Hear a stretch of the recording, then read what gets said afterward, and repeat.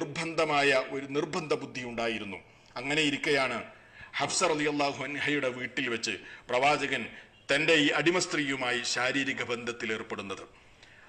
ആ ദിവസം സത്യത്തിൽ ഹഫ്സ റളിയല്ലാഹു അൻഹയുടെ ദിവസമാണ്. പ്രവാചകൻ ഹഫ്സയുടെ കൂടെ കഴിയേണ്ട ദിവസമാണ്. ഹഫ്സയുടെ വീട്ടിൽ വെച്ചുമാണ് ഇത് നടക്കുന്നത്.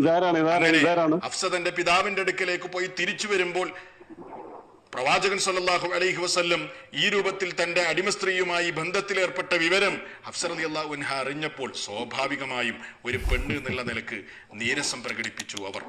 അവർ അല്ലാഹുവിന്റെ പ്രവാചകനോട് പറഞ്ഞു, അത്തഫ്അലു ഹാദാ ഫീ ബൈതി ഫീ യൗമി, എന്റെ ദിവസത്തിലും എന്റെ വീട്ടിലും വെച്ചായിരുന്നോ നബിയെ നിങ്ങൾ ഇങ്ങനെ ചെയ്തത്?